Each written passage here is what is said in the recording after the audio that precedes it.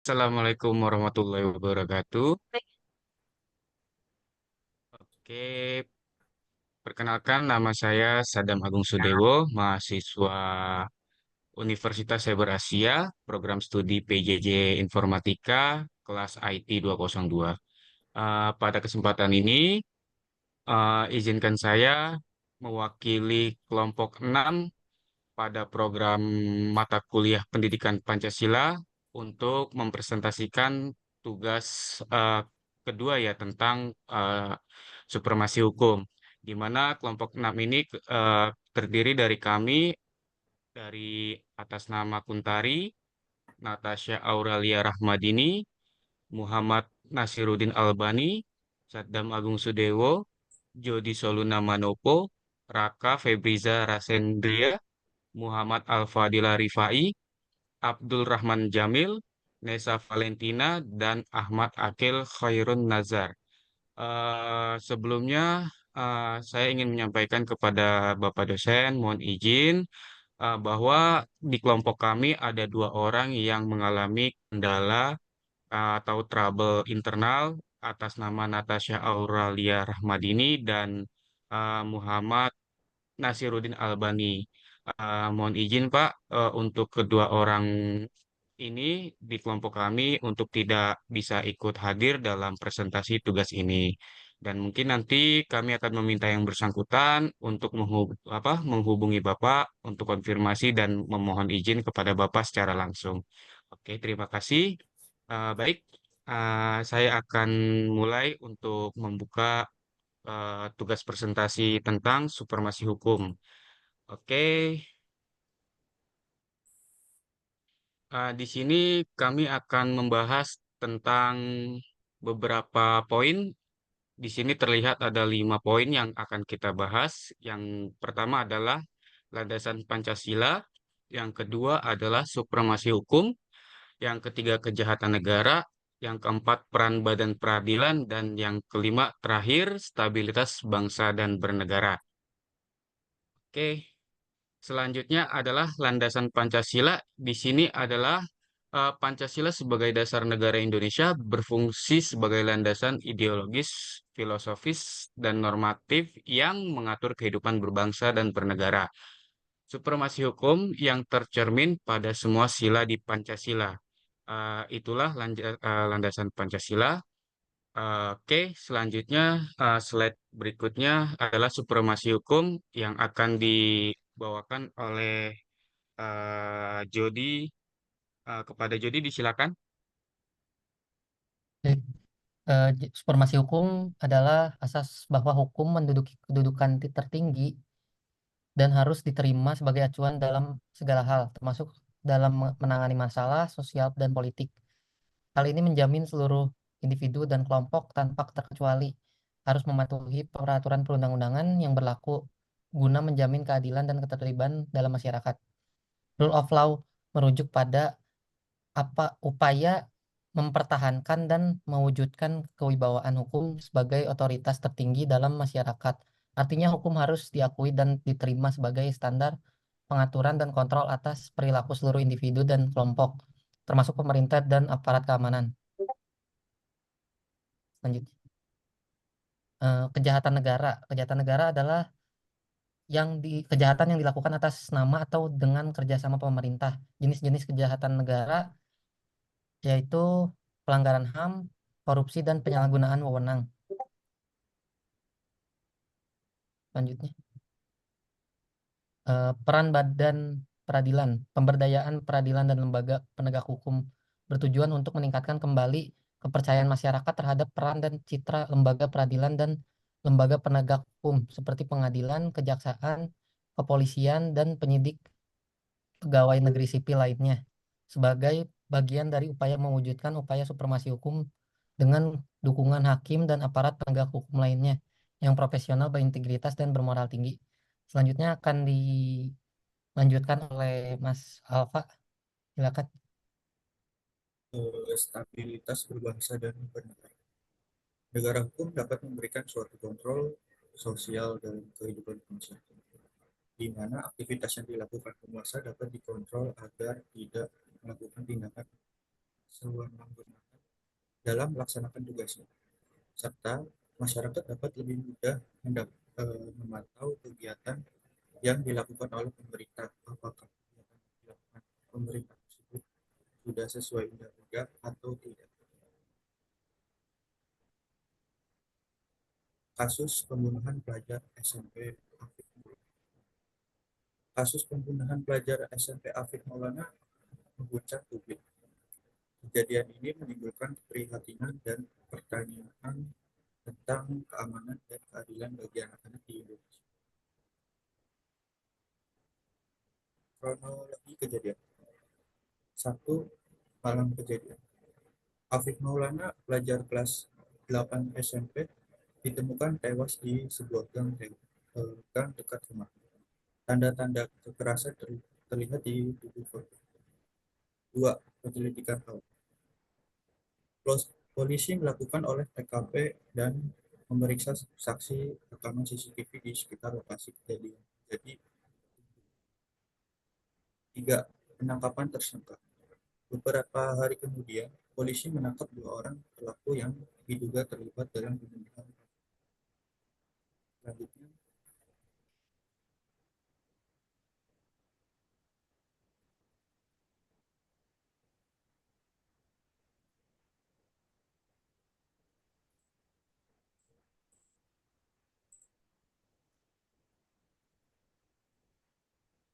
Oke, selanjutnya untuk slide ke-10 yaitu investigasi dan temuan tim penegak hukum.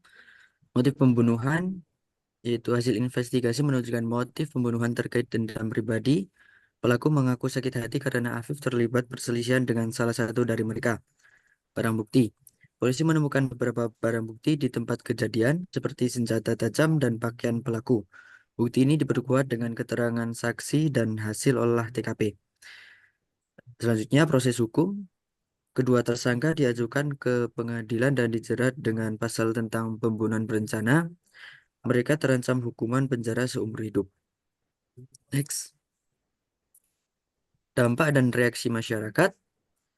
Yang pertama yaitu ada kekecewaan. Masyarakat merasa kecewa dan marah atas kematian Afif. Mereka menuntut keadilan dan hukuman berat bagi para pelaku. Selanjutnya ada kekhawatiran. Kejadian ini memicu kekhawatiran orang tua dan masyarakat tentang keamanan anak-anak di lingkungan sekolah dan sekitarnya. Dan yang terakhir ada seruan untuk menegakkan hukum. Masyarakat mendesak pihak berwenang untuk menegakkan hukum secara tegas dan adil agar kasus serupa tidak terulang. Next. Adapun upaya pencegahan dan penegakan hukum, yang pertama ada peningkatan keamanan, peningkatan patroli dan pengawasan di lingkungan sekolah dan tempat umum untuk mencegah tindakan kejahatan. Yang kedua ada sosialisasi dan edukasi tentang bahaya kekerasan dan pentingnya menjaga keamanan bagi anak-anak dan remaja. Yang ketiga ada meningkatkan peran orang tua dalam mengawasi dan mendidik anak-anak untuk menghindari perilaku kekerasan. Dan yang keempat ada penegakan hukum. Penegakan hukum yang tegas dan adil terhadap pelaku kejahatan untuk memberikan efek jera. Next akan disampaikan oleh Mbak Tari.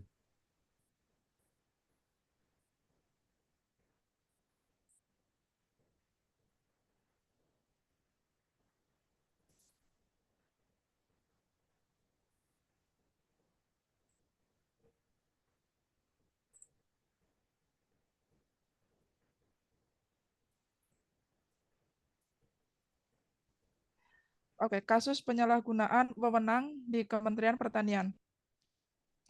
Kasus penyalahgunaan wewenang di Kementerian Pertanian khususnya terkait dengan Menteri Yasur Yassin Limpo telah menjadi sorotan publik dan menimbulkan berbagai pertanyaan. Syahrul Yassin Limpo menjabat sebagai Menteri Pertanian sejak tahun 2019.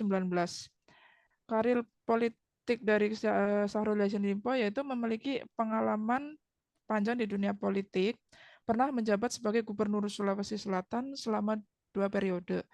Akademisi berlatar belakang pendidikan tinggi di bidang pertanian, memiliki gelar doktor di bidang ilmu pertanian, organisasi pertanian, yaitu aktif di organisasi pertanian seperti Himpunan Kerukunan Tani Indonesia atau HKTI.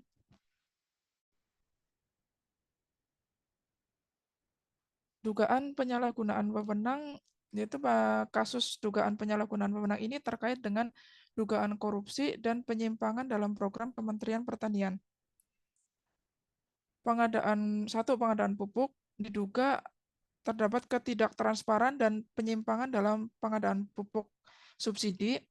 2. Dana bansos, dugaan penyalahgunaan dana bantuan sosial atau bansos untuk sektor pertanian. 3.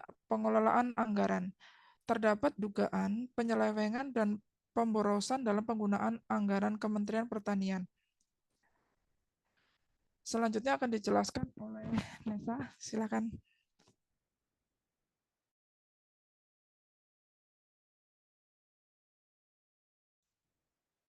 Kasus ini dapat berpotensi menimbulkan dampak negatif bagi sektor pertanian dan kepercayaan publik terhadap Kementerian Pertanian. Dampak dan konsekuensi hukum. Penyelidikan. Kejaksaan Agung melakukan penyelidikan terhadap dugaan penyalahgunaan wewenang. Selanjutnya adalah penetapan tersangka. Jika terbukti bersalah, Syahrul Yassin Limpo dapat ditetapkan sebagai tersangka. Lalu proses hukum. Syahrul Limpo akan melalui proses hukum, termasuk persidangan di Pengadilan Tipikor. Kesimpulan dan rekomendasi. Kasus ini mengingatkan pentingnya transparansi dan akuntabilitas dalam pengelolaan anggaran dan program di Kementerian Pertanian. 1. Penguatan pengawasan internal. 2. Peningkatan transparansi pengadaan dan reformasi birokrasi. Lalu kasus selanjutnya adalah korupsi timah 271 triliun, yaitu sebuah masalah yang mendesak. Korupsi dalam sektor pertambangan timah merupakan masalah serius di Indonesia. Kasus korupsi timah 271 triliun melibatkan berbagai pihak dan merugikan negara triliunan rupiah. Dampak korupsi timah 271 triliun terhadap masyarakat. 1. Kerugian ekonomi. Pencurian timah menyebabkan kerugian besar bagi negara, mengurangi pendapatan dari sektor pertambangan. Lalu yang kedua adalah kerusakan lingkungan. Penambangan ilegal merusak lingkungan, menyebabkan polusi dan hilangnya habitat. Lalu yang ketiga adalah ketidakadilan sosial. Masyarakat di sekitar tambang tidak mendapat manfaat dari hasil tambang, menyebabkan kemiskinan dan ketidaksetaraan. Lalu selanjutnya akan disampaikan oleh Mas Jamil. Ya, penyebab terjadinya korupsi timah 271 triliun yang pertama adalah kelemahan sistem pengawasan dan penegakan hukum yang lemah memungkinkan korupsi terjadi. Lalu kedua, keserakahan, keinginan untuk memperoleh keuntungan besar mendorong individu melakukan tindakan korup. Lalu ketiga, kurangnya transparansi dalam proses pertambangan memudahkan manipulasi dan korupsi. Upaya pemberantasan korupsi timah 271 triliun. Yang pertama, penegak hukum yang tegas melakukan penyelidikan dan penindakan hukum yang adil terhadap pelaku korupsi. Lalu yang kedua, peningkatan transparansi, menerapkan sistem pengelolaan tambang yang transparan dan akuntabel. Lalu ketiga, peningkatan kapasitas aparat penegak hukum, memberikan pelatihan dan dukungan bagi aparat penegak hukum untuk memerangi korupsi.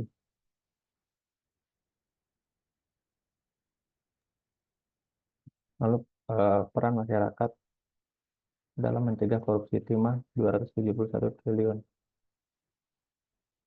Meningkatkan kesadaran masyarakat perlu memahami dampak korupsi dan berperan aktif dalam pencegahan.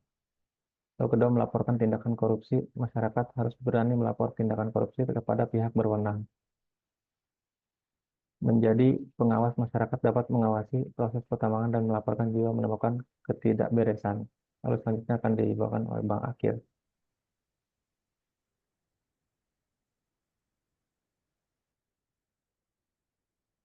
Kesimpulan dan masukan dari kasus-kasus di Indonesia.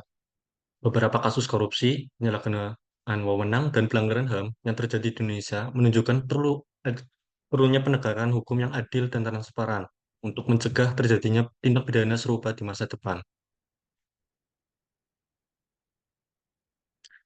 penegakan hukum yang adil. Pada kasus korupsi timah 471 triliun, kasus ini menunjukkan perlunya penuntutan yang adil dan hukuman yang setimpal bagi pelaku korupsi untuk mencegah tindak pidana serupa terulang. Sedangkan untuk kasus penyalahgunaan wewenang kasus Yassin Limpo, kasus ini menekankan perlunya akuntabilitas yang tinggi dari pejabat publik dalam menjalankan tugasnya untuk melayani masyarakat.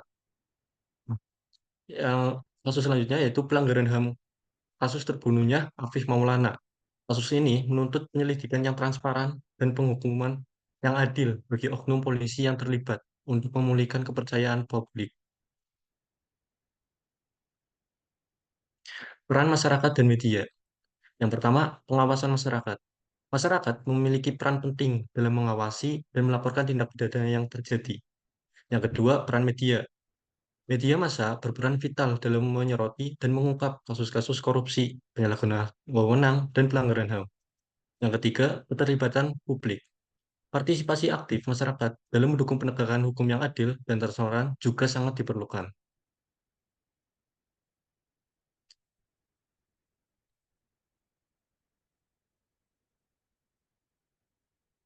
Itu saja. Terima kasih atas perhatiannya.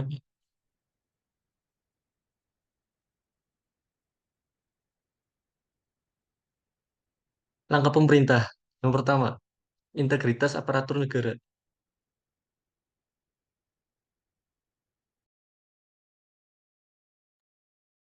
Langkah pemerintah. Yang pertama, integritas aparatur negara.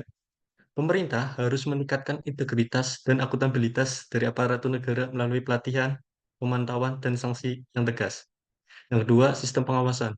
Sistem pengawasan yang lebih ketat dan efektif perlu diterapkan untuk mencegah terjadinya penyalahgunaan wewenang. Ketiga, penegakan hukum yang adil.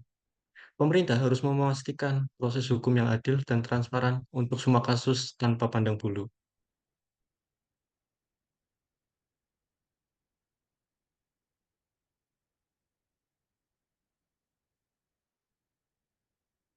Itu saja, Pak. Terima kasih atas perhatiannya.